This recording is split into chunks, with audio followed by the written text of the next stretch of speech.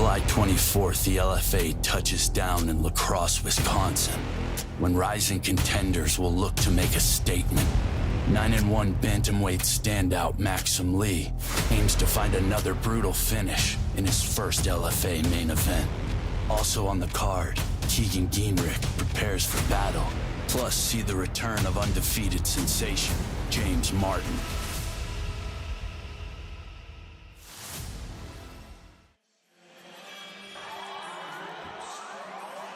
What is up, LFA Nation? Welcome to the Legacy Fighting Alliance number 237 preliminary bouts on Spectation Sports. We are coming to you live from the banks of the Mississippi and La Crosse, Wisconsin. Ron Kruk, thrilled to be joined once again by the UFC Hall of Famer and recently retired Cub Swanson. My man, welcome back to the broadcast booth. It's great to have you. I'm excited to be here, you know. It's been a little while since I've done this, but now that I'm retired, I'm happy to be next to you and calling these fights. Man, I can't wait. The next chapter begins tonight, my friend. Yes, sir. And what a victory he had. Can't wait to talk more about that tonight. You saw the preview coming in. Tonight, Cub, on Vice TV, we have an international showdown between two top prospects. Maxim Lee, 9-1 from Brazil, taking on Carlos Tardio from Bolivia. He comes in with a very impressive 12-2 record. Either of these men who could win tonight take that step closer to getting a elusive title shot. Yeah, and both of these guys have a great story, and they're big prospects. One kid coming from Bolivia, the other one coming from Brazil. Both have very exciting styles, and just them matching up right now to be a title eliminator just makes so much sense. And they have the same kind of style, so I'd like to see who does it better. Can't wait. That will be the LFA 237 main event. But first, we are delivering to you 3 preliminary bouts, and there they are. We will kick things off with a featherweight matchup, originally from Guatemala, but now fighting out of Arcadia, Wisconsin. Felipe Martinez takes on Minnesota product Dylan Smerillo. Then the Shank, Oscar Jurado Sanchez hunts for another KO victory when he tangles with the Hawaiian hitman Aupuni Pagaoa. And the LFA 237 prelims on Spectation Sports will conclude with a female strawweight battle when Wisconsin's Jada Harshman throws down with the dangerous Cara Greenwell from Oklahoma. Let's kick things off and get the numbers and the tail of the tape, powered by Joya Fight Gear. Felipe Martinez is 34 years old and Dylan Smerillo 7 years younger.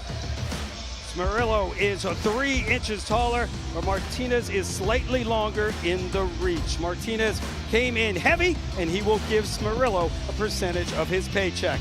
Now, to kick off the LFA 237 preliminary bouts on Spectation Sports, here's the voice of the LFA Octagon, Mike Kendall.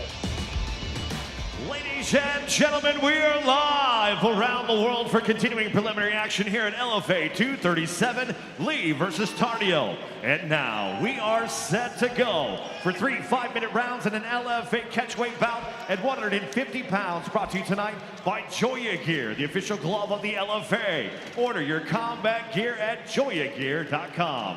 And now, introducing to you first, fighting out of the blue corner.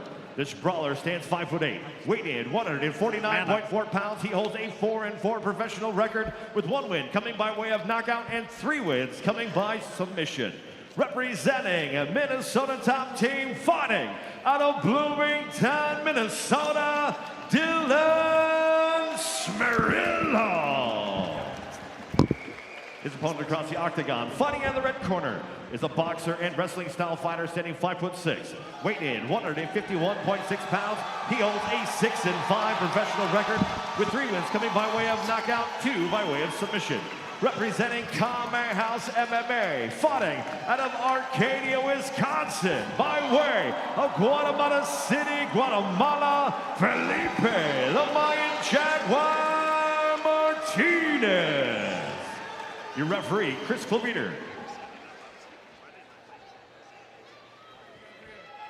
We went over the rules backstage. Obey my commands at all times. Protect yourself at all times. If you'd like to touch gloves, do so now. Go to your corners and come out ready to fight.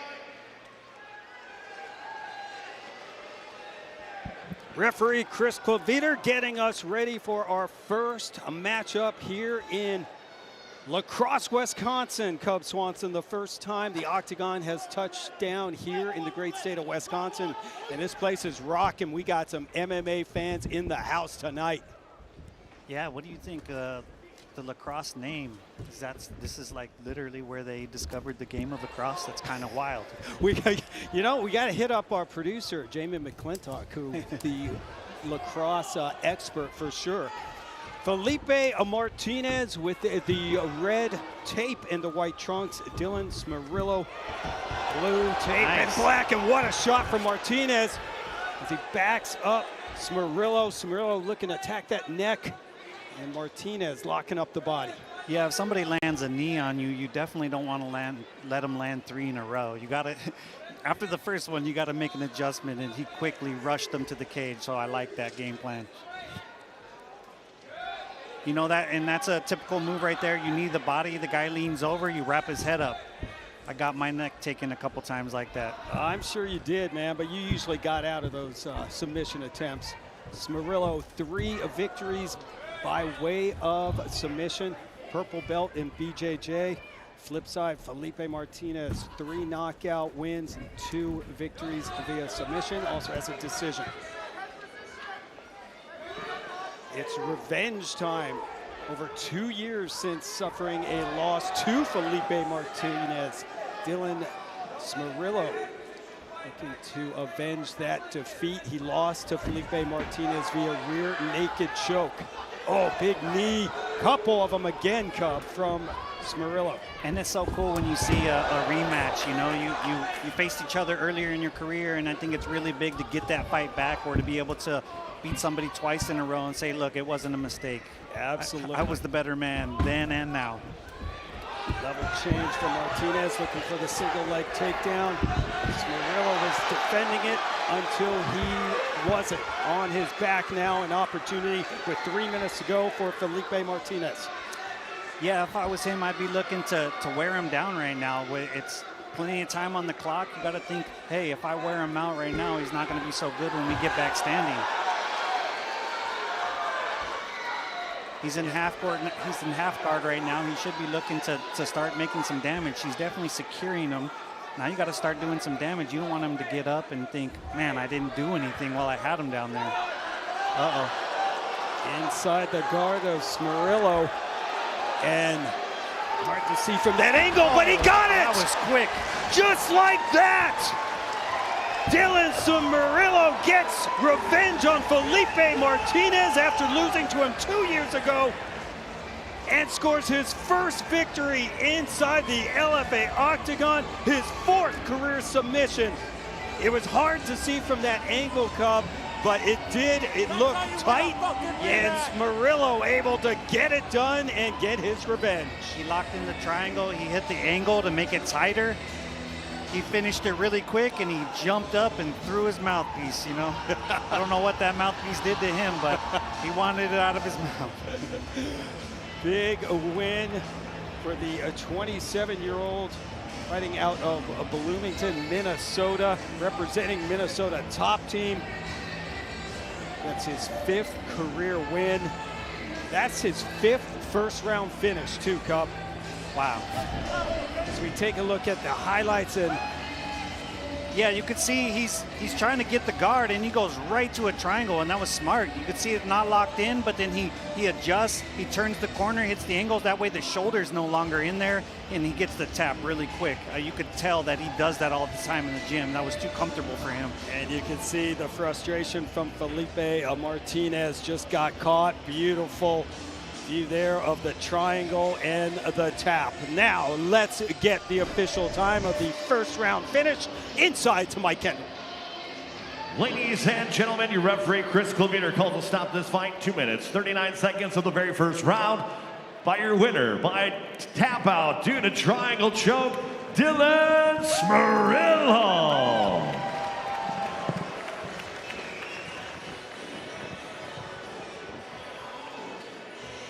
Dylan Smerillo gets his revenge on Felipe Martinez. Did you ever you got a couple of revenge on guys, didn't you, back in the day? My very first fight, I fought Shannon Gugerty. He was a protege under Dean Lister. Oh, yeah. He beat me in 30 seconds. Then I ended up rematching him after 5 fights, and then I got him back.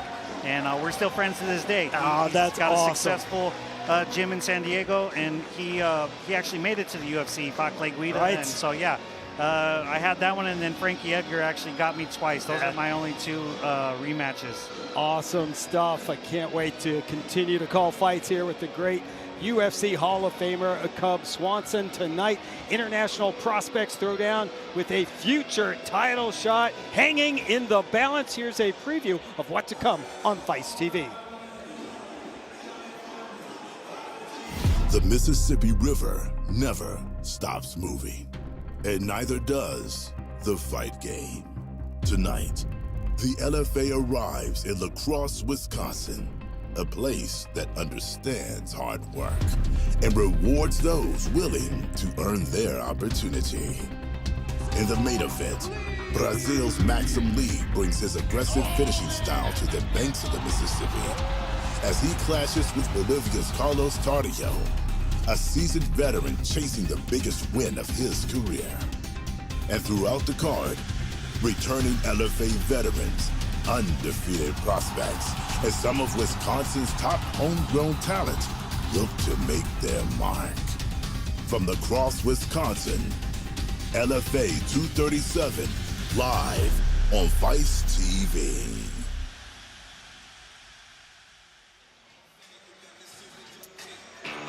That is the main event coming up on Feist TV as we check out the LFA 237 fight odds powered by DimeBet. DimeBet, the official betting partner and online casino to the LFA. Current odds in that main event, Cub Swanson. See that Maxim Lee comes in at a -270 favorite. The comeback on Carlos Tardio +187. We have some pretty close and even odds here for these matchups tonight, except in that heavyweight matchup. Isaiah Gomez, the biggest favorite on the card at -1,000, puts his 3-0 record on the line against another undefeated fighter in Luther Eggerson III. The comeback on him is +490, Cub. Yeah, that's definitely an interesting fight. Excited about that one. These odds are pretty good. Not too many big ones, just the last heavyweight fight, but when it's heavyweights, that could be an upset at any time. Without a doubt. What fight do you think could be the show stealer tonight? You know, honestly, I think the Hayes Trepanier, that's underrated because Trepanier did take the fight on short notice. Yeah, 2 days. He's game.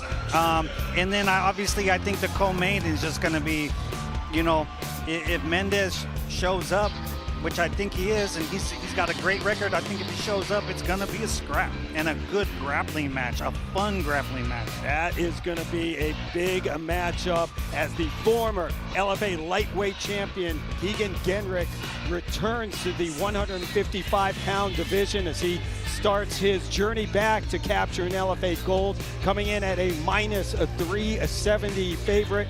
And the underdog Mendez is +245. Scan the QR code on the screen.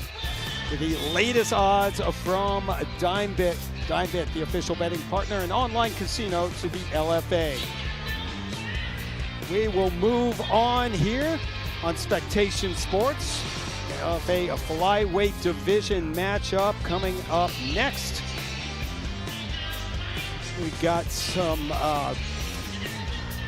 a couple of LFA veterans looking to get back in the win column.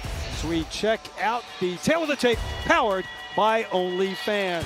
Both athletes, Aupuni Pagaoa and Oscar Jurado Sanchez, are 28 years old. Sanchez is the taller fighter by 3 inches, and he will enjoy almost a 4-inch reach advantage. Both men made the contracted weight for this LFA flyweight tilt. Once again, inside to Mike Kendall. Fight fans, this contest is scheduled for 3 5-minute rounds in the LFA flyweight division, brought to you tonight by OnlyFans, where creators earn. And now, introducing to you first, fighting out of the blue corner, This mixed martial artist stands 5'6", weighed in 125.8 pounds. He holds a 5-4 professional record with 4 wins coming by way of knockout. Representing Extreme Couture, fighting out of Las Vegas, Nevada by way of Kamaru, Hawaii, Aupuni, the Hawaiian Hitman Pagaoa. His opponent across the octagon, fighting out of the red corner, is a kickboxer and wrestling style fighter standing 5'9", weight in 124.8 pounds. He holds a 5-2 professional record with 4 wins coming by way of knockout. Representing Intercept MMA, fighting out of Chicago, Illinois, Oscar, the Shank Jurado Sánchez. Your referee, Chris Klebeter. All right, fighters, we run the rules backstage. Protect yourself at all times. Obey my commands at all times. If you'd like to touch gloves, do so now. Go back to your corners and come out ready to fight. Aupuni Pagaoa making his 9th LFA appearance, but first in over 16 months. And don't blink, because Oscar Jurado Sánchez scored a 15-second knockout of the year performance in April. And right away, it's Pagaoa who drops Sanchez. They're swinging right away. I love it. Pagaoa, 5 career knockouts. And Sanchez, he's got 4 wins via knockout as well. No feeling out period here, Cub. Yeah, and that's what you want to see when you're seeing 125ers, you know. You want to see them, they got the cardio, let's get it. And especially with a Latin fighter and a Hawaiian, that, oh man, yeah, no they're kidding. usually ready to throw down. Oh, coming in wildly, just misses with that uppercut. Sanchez looking for the takedown. Body shots being ripped by Pagaoa. Yeah, Pagaoa's landing really good. He needs to make sure that they're landing, because if he keeps throwing this heat and misses, he's going to get tired quick. And Sanchez attacking the lead calf of Pagaoa. Pagaoa continues to be the aggressor here early on, just past the 4-minute mark of the opening round. I think it would be smart if Sanchez were to get off the cage, because right now he's limiting himself by keeping his back to the cage. And that hasn't been working out well for him so far. For maybe circle away, try something different. Wow, what a combination from Pagaoa. He's letting those hands fly. And Sanchez is rolling those punches, so he's not taking them like too hard, or you'd see his face all bruised up already. But still, the judges don't see when you're rolling punches. They count that as a strike landed. So it does help in your favor, but on the scorecards, it looks like you're losing. Follow the LFA on all social media platforms at LFA Fighting. So that's Sanchez against the cage wall, and now Sanchez reverses. And so a lot of times in the clinch, we're resting. You know, we're trying to take little shots here and there, but we're saving up energy for something explosive to come. So right now you see Pagaoa's setting up for a takedown, and Sanchez is just kind of relaxed. He's trying to land a shot and relax, so that way when they break, he feels like he has the advantage to get going right away. So this is a very technical part of the game that people can kind of get bored with, but it really is a lot going on. And getting dirty in the clinch here. Pagaoa again ripping some body shots. Big night for Aupuni Pagaoa. A little scramble here. He's lost 2 in a row. Looking to get back in the win column. Sanchez gets up on his feet. And seeing those foot stomps are always great right here, because right now Sanchez has established himself in a good position, like, you're not going to take me down. So what you do is you stomp on his toes or you kick his calf. Old school, man. Yeah, and you make him, what you're trying to do is he's not going to get a TKO, but he's going to move. And when he moves, now you have the advantage. Watching his way in. Pagaoa now a nice body shot from Sanchez. Oh, both fighters throwing punches and bunches. Oh, big shot from Pagaoa. Little blood now from the nose of Sanchez. Combination lands from Pagaoa. I'm loving the boxing by both of these guys. They're throwing to the head, to the body, showing like great boxing, like inside presence, and that's amazing. I'd like to see it stay there, but it's MMA, it goes everywhere. Nasty elbows being delivered from Sanchez. Pagaoa says, I've had enough of that. We reset on the Monster Energy logo. Kick to the ribs delivered by Sanchez. Yeah, and those front kicks, man, those have really come a long way. We used to do only Muay Thai in our sport, and that you do the push kicks, but this is a karate move. The little snap kick to the gut, and man, it's worse than a body shot with a hand body shot. It knocks the wind out of you, makes it hard to breathe. I will take the UFC Hall of Famer's word for it. We're coming up on 30 seconds here in the opening round. LFA Flyweight division action. Aupuni, Pagaoa, Oscar Jurado, Sanchez. Putting on a show here in Wisconsin. Both land stinging jabs, and Pagaoa punches his way in. Sanchez has been getting real close with those elbows when Pagaoa has closed the distance, Cub. Yeah, I really do like his composure. I wish he would be a little bit quicker to answer back, but his composure might end up helping him in these second and third rounds. Wow, furious pace between these two flyweights. Aupuni Pagaoa training at Extreme Couture. Kai Kamaka in his corner, and Sanchez, part of the Intercept MMA team. Originally from Mexico City, now fighting out of Chicago, Illinois. The Shake. Oscar Jurado, Sanchez. Let's check out the action. There was a lot of it, Cup. That first punch, so that's what's so hard to deal with, is your brain isn't ready to start fighting yet. You need to take a shot, and you don't want the very first one to hit you that hard, because it'll sit you down a lot of times. Like I said, your brain isn't ready for it. But here he is, now they're banging. He's adjusted to he's into a fight. His body understands that now, and now they're going to war. They're trading. It's a beautiful fight. I'm glad it didn't end right away. Moving on to the second round, and I think you made a real good point, Cub, about Sanchez. You know, he ate a lot of shots. Pagaoa landing some flush strikes, and Sanchez was able to shake it off, and doesn't look like a lot of damage to the face. Yeah, I'm going to look for Pagaoa to kind of slow down a bit this round, and the next round if it goes that far. He definitely looks like he hits harder, but I think he uses everything he has too early, and that's going to win sometimes, but it's also going to bite you in the butt sometimes. Understand, flying knee blocked by Pagaoa. These two are a little bit of everything from the arsenal, and Sanchez punches his way in for a takedown, and he gets it. Yeah, and usually when somebody wraps around your neck right away, you just need to tilt them to the side. So you take them down sideways, you don't land in their guard, because if you land in their guard, now you're putting yourself in the guillotine. So but he did a good job by lifting them, turning them, and now he's already on his back. So this is a great position for him. He's probably going to do a couple hammer fists and look for elbows. You want to cut him or go for the choke.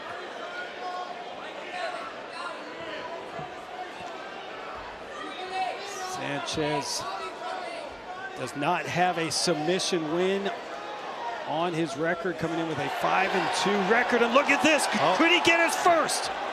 Pagaoa trying to keep that chin down. I think he's got it. Sanchez got that RNC in real tight. Can Pagaoa hang on? He's got the body triangle. Oh, now he's putting the hand all the way behind his head. This is pretty hard to beat right now. And he's got a lot of time to spare. He's not under the chin, but you could still finish him with it on the chin. Pagaoa hanging on, but now you can see grimacing. Yeah. How much longer can he take? He's tapping. Enter Sandman, walk-off submission win for Oscar Jurado Sanchez. The Shake earns his 6th career victory and improves to 6-2.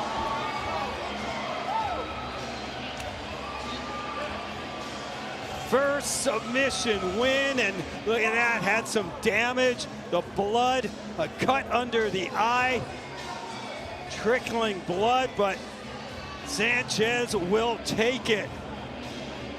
Had back-to-back wins coming into this matchup, both the knockouts. Now he's got a submission to add to his resume. improves to 2-1 inside the LFA octagon, and great sign of respect from Sanchez and Aupuni. Pagaoa, who has now lost 3 in a row.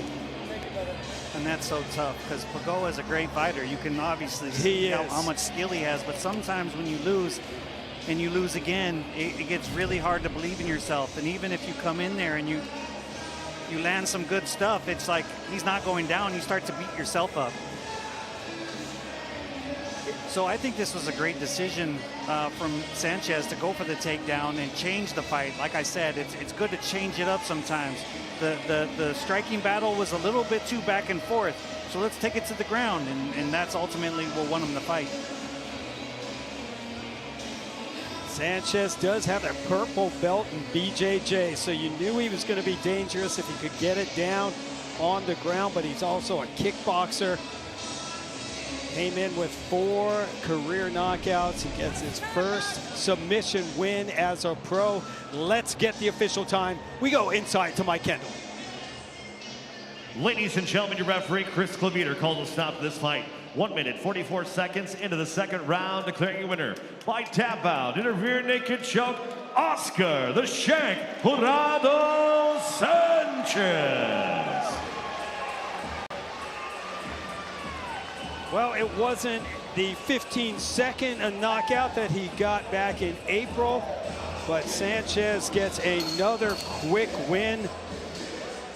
Improves to 6-2, and really, I think he puts the flyweight division on alert, Cub, improving to 6-2 and showing that he is a dual threat on the feet and on the ground.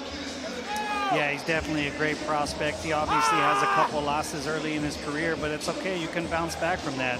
You just need to learn from that and move forward. Obviously, he did tonight, and he just needs to keep building on that and make sure he's taking the right fight so that he can build his star power and get really comfortable in there. Representing the Intercept MMA team, improves his record to 6-2. Fights are going pretty quick so far tonight. I like it. Good energy in here.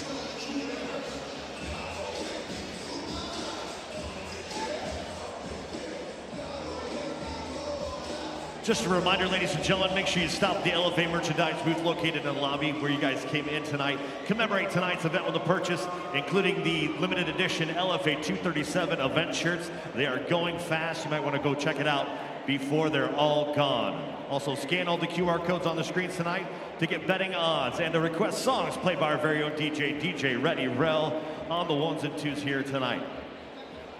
Well, ladies and gentlemen, we've hit that time. It is now the start of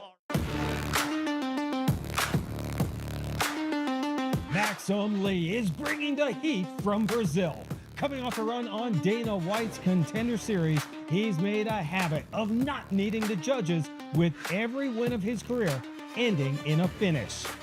A 2-time Brazilian Sonda champion, Lee is making his 3rd appearance inside the LFA octagon, but this is his first time stepping in on American soil. Lee's climbing the bantamweight rankings fast, and he's not planning on stopping until he strikes gold. Can take the title shot for one of the best shows in the world, the LFA. I'm a problem for division. My style, I finish fights, that's it. Standing across from him is Bolivia's Carlos Wonderboy Tardillo, and this guy does not believe in slow starts. 7 first-round finishes tell you everything about his fight plan. Get in and get it done. A karate black belt with a style that throws opponents off rhythm, and he's been sharpening that style, training alongside the killers at Team Alpha Male. Tonight, Tardillo gets his shot at the main event spotlight, and he's out to prove he is the one who belongs in title contention. This win means a lot for me, for my country. So after this, I need the title shot or the big call. Let's be prepared because Bolivia is coming.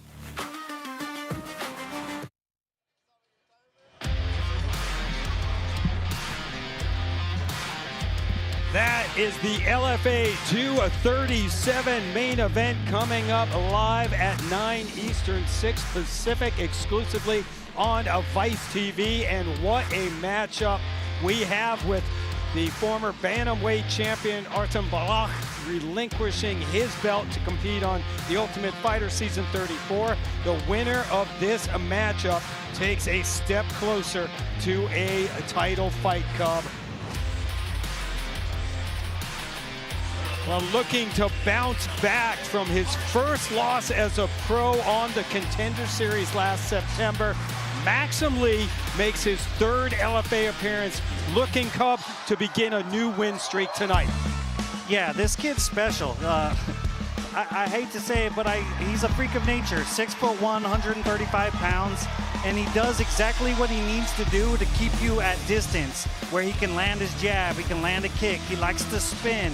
And if you try to take him down, he's not that easy to take down. And then if you do go to the ground, he actually has some submissions. So he's a huge prospect.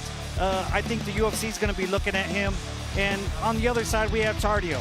The kid is also special. He's from Bolivia, which is, you got the whole country backing you because there's not a lot of fighters from there. And it's not that he's not good. He is good. He's a karate guy. He's a black belt, right?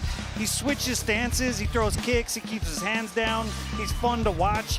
So between these two, I think we have a hell of a fight coming up.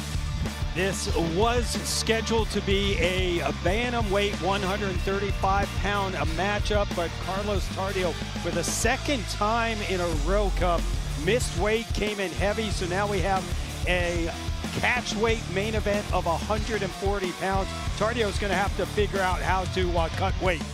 Yeah, that's a big problem because the UFC's not going to tolerate that, and I don't think anybody should, because if you look at stylistically the way Maxim Lee lost his fight, he got wrestled. The guy had a great game plan, and he was a big 135er.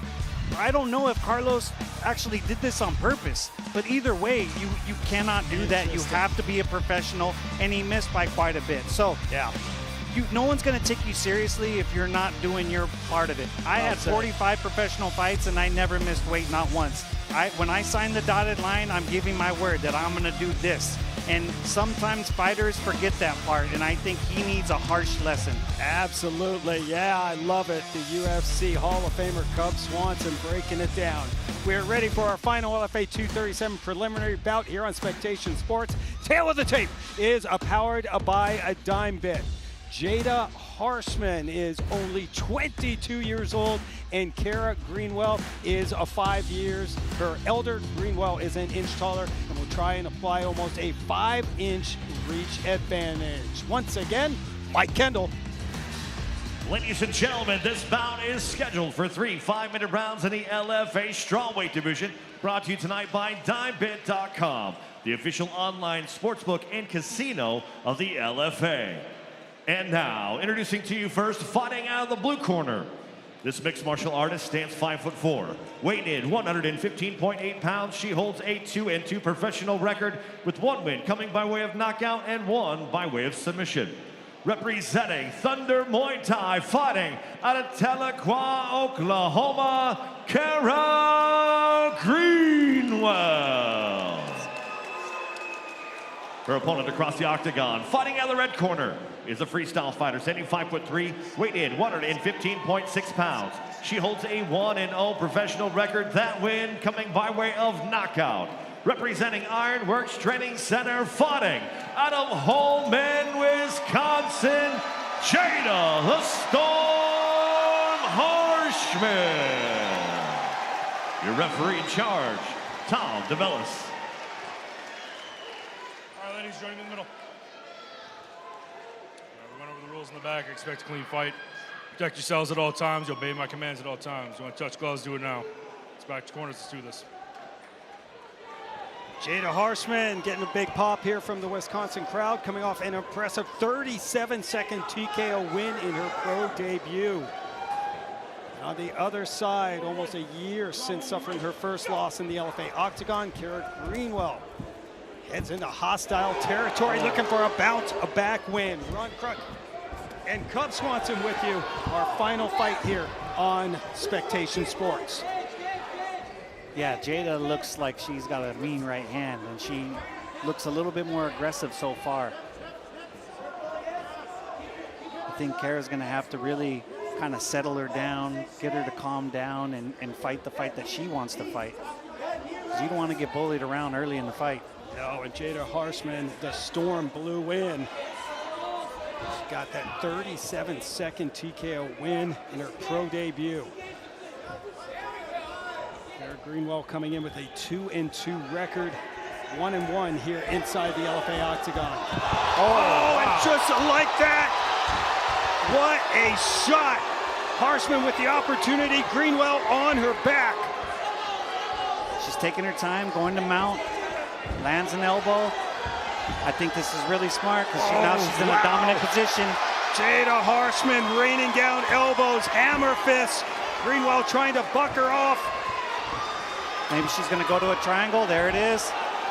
This is a triangle I like to use. Hopefully she grabs the far arm. Everybody always grabs the near arm on this, see, which she's taking the near arm, which actually makes it easier for the other one to escape. Jada Harshman, blue belt in BJJ. She's got it more towards a regular triangle now. She just needs to get that arm across her body so she can put all the weight on her neck. You basically are blocking both sides of the neck with the carotid arteries, right. and it stops the blood flow to the brain. Now she has the angle. She's fighting it good so far. She needs to posture up. Just past the 3-minute mark, opening round, and an opportunity for Jada Harshman. Cara Greenwell hanging on right now. Yeah, she needs to make these adjustments and try to finish, you know, hit those elbows and try to finish, because if you stay in there too long, your legs could be dead. You know, you come out for the next round and you're like, man, I don't have any more bounce in my step. Triangle. I think she has it now. Oh, wow. And she is battling quite well. Greenwell hanging on somehow. Harshman looking for that submission, tweaking the neck. Coming up on 2 minutes.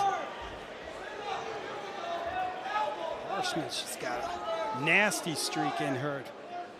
She definitely does. Like I said, she keeps turning the angle, which is right, but she also needs to get her left arm across her body so she could cinch in both sides of the neck. Greenwell just unable to escape from this position. Yeah, if I was here, I would be landing more elbows, trying to get her to cover up, and that makes it easier to manipulate the arm. Jada Harshman training at Ironworks Training Center, representing Holland, Wisconsin. And Cara Greenwell gets back on her feet. Both ladies throwing some leather. Big victory there, though, Cub, for Cara Greenwell. It looked like she was in a lot of trouble, able to survive. Harshman catches the kick. Oh, and now it's Greenwell hammering the side of Jada Harshman's face. Harshman back up. We'll see for how long. Nice knees from Greenwell to the ribs. Yeah, Cara seems to be doing really good at the in-between stuff, but the very basics, Jada's dominating, so she needs to make it ugly. You know, shoot a takedown and then give it up, come up with the knee. That's where she's having success, is all the in-betweens. Both ladies throwing elbows, and we are back on the mat. Cara Greenwell on her back, and Jada Harshman operating from half guard. Oh, and a lot of elbows. Oh, look at this reverse. And now Cara Greenwell. Time running out here in the opening round. Says, I'm going to stand up and deliver. Oh, beautiful counter from Harshman as the horn sounds. What an entertaining first round between Harshman and Greenwell. LFA strawweight action, and the fans here in La Crosse, Wisconsin, and the La Crosse Center appreciate it. Jada Harshman making her LFA debut, 4 fights for Greenwell. And that's just a good overhand left. Greenwell didn't even see it coming. It's too early in the fight, and she saw it when it hit her, and then she went down immediately. And here's the triangle. This was really good by Jada Harshman. She was really trying to finish this. She's making a couple mistakes, but it ended up getting back to their feet. And here we have Greenwell. Like I said, she's doing good at all the in-between stuff. A failed takedown attempt, she's landing some elbows, and she's making it dirty. I like it.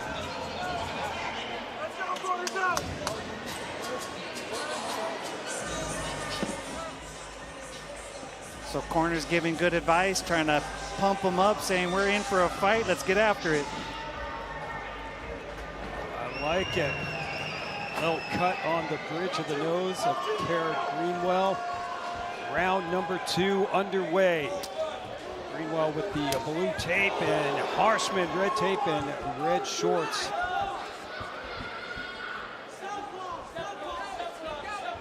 Jada Harshman coming off a round same 1 punch. TKO win in her pro debut. And now it's Greenwell ending up on top. She decides to stand up and reset. LFA 237 main card coming up on Vice TV at the top of the hour. Yeah, Greenwell is trying to throw as many kicks as possible because she's just getting out-punched when they're going toe-to-toe. And I think it's just because Harshman's punching power is a lot better. Greenwell came into the LFA Octagon, very impressive win for Leslie Hernandez. Was defeated by Gabby Lacombe. Oh, I love it. The knee to the ribs from a Greenwell. Punching her way in, closing that distance. They're in the thick of it. This is a fight. And now some blood streaming from the nose of Harshman.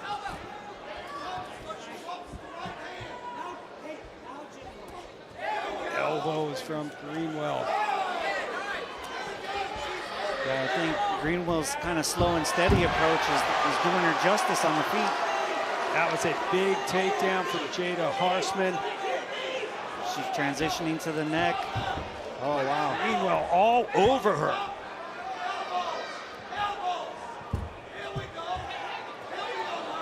Harshman attacking that leg.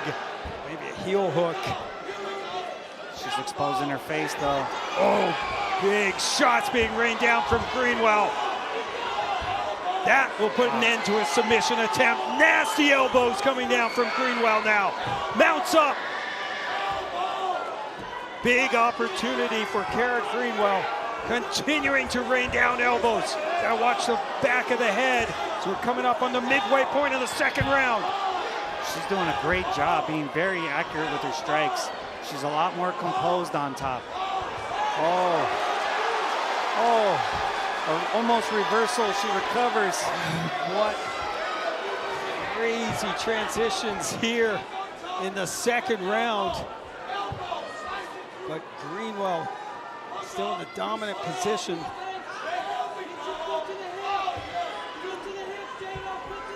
And she has thrown a ton of elbows here in the second round as we have 2 minutes to go.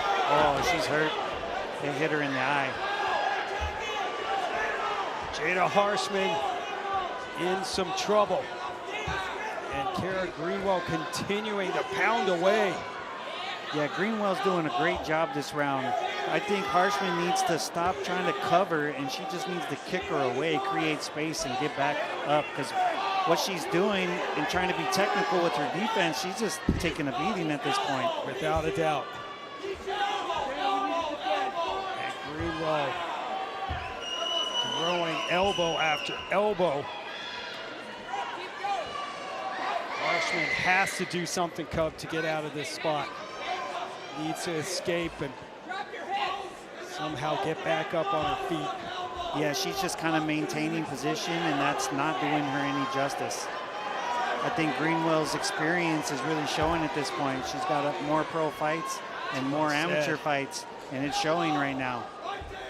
Yeah, taking her time, very patient. Operating from the side now, but continues to go to a bread and butter. More elbows coming down. Greenwell pounds her way to another victory. Impressive bounce back win tonight for Cara Greenwell. Gets her second victory inside the LFA octagon, her third overall, and was able to overcome that tough first round cup that Jada Harshman took it to her, but Cara Greenwell able to survive and just really dominate that second round. And a good stoppage by our referee because Jada Harshman is still down on the canvas. I mean, don't have the stats, but I mean, Cara Greenwell had to land 50 elbows. Yeah, that was very impressive. And to hit with the inside of the elbow like that, that actually hurts.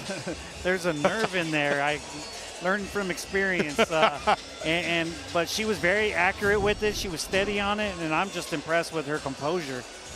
There's the elbow from the stand-up. Two elbows. Beautiful through the defense. And then it was Harshman coming back with the takedown. But she wrapped the neck and was able to stand up. Oh, that's the punch right in the eye. Absolutely, and that's where you said that she was hurt. Yeah, I think usually at that point, that's when she's not really thinking about winning anymore and she's trying to survive. And that's a very important change of tide in a fight when somebody just is trying to survive at that point. Well, Cara Greenwell, the 27-year-old from Oklahoma, gets another victory. She improves to 3-2. Bounce back win for her.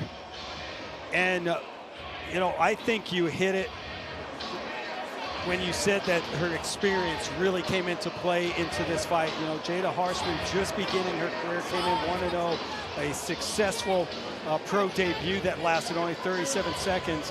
And Cara Greenwell was able to survive that first round and then really implement her game plan in the second. Yeah, she looked outgunned on the feet and on the ground. And then she just kind of stayed true, stayed composed, and then came back strong and really whooped her in the second round. So I'm very impressed with her. No doubt about it. Whooped her is well said. And you mentioned the extensive amateur career. She went 11-5 as an amateur with 1 knockout, 6 submissions. She won 3 titles as an amateur too. And that experience was on display tonight. Yeah, it shows somebody that just loves to fight.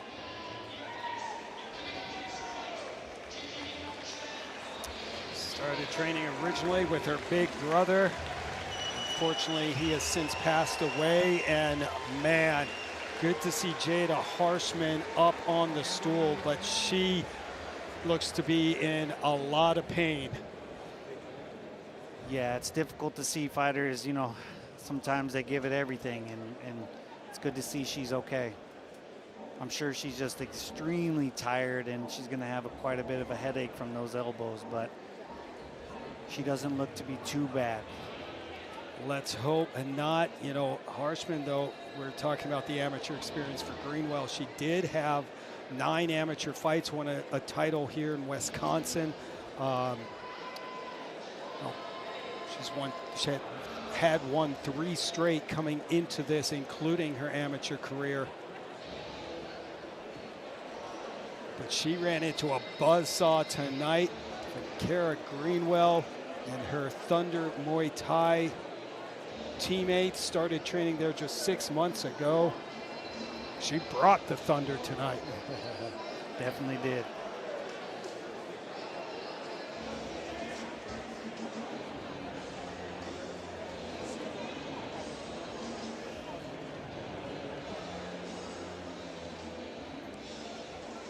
Jada Harshman still being looked at by the ringside physician here in La Crosse, Wisconsin. Cutman Dale Arbuckle in there too.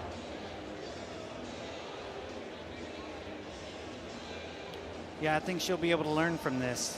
You know, she came out gave it everything she had, and I think she hit a little bit of a wall, and then had to deal with with Greenwell coming back.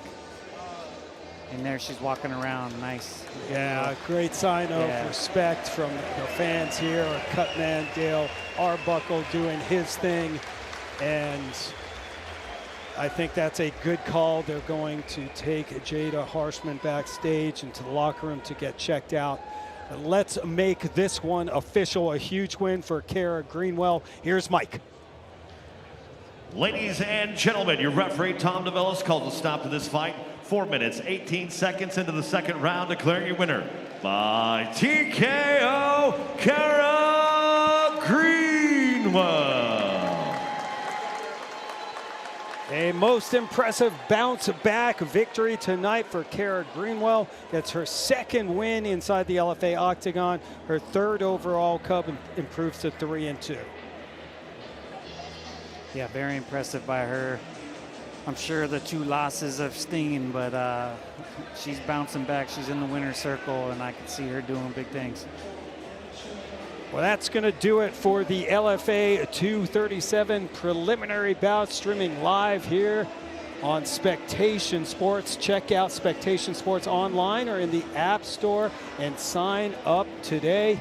The next stream here on Spectation will be next Friday, July 31st. We will be making the trek to South America and Brasilia, Brazil for LFA 238 Distrito number 1.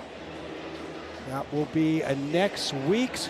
Make sure you are following the LFA on all social media platforms at LFA Fighting. There is a matchup. Tilio and Sosa are in the main event, a key bantamweight matchup next Friday going down in Brasilia, Brazil. Follow the LFA on all social media platforms for card updates, new episodes of Inside LFA, and fighter profiles at LFA Fighting. Get over to Vice TV for the main LFA 237 card coming up at the top of the hour. For my broadcast partners, the UFC Hall of Famer Cub Swanson, the voice of the LFA Octagon Mike Kendall, and a cast of thousands, I'm Ron Kruk, and that is all. On July 24th, the LFA touches down in La Crosse, Wisconsin, when rising contenders will look to make a statement. 9-1 bantamweight standout Maxim Lee aims to find another brutal finish in his first LFA main event. And a vicious knockout win for Maxim Lee. Also on the card, Keegan Geinrich prepares for battle and looks to make it 3 in a row on his climb to title contention. Walk-off submission win. I just want to keep fighting the best there is, keep lining them up, and I'm going to show up to fight anyone in this division. So. Plus, see the return of undefeated sensation, James Martin. Here's the 2. His 9th career submission victory. It all goes down July 24th at LFA 237.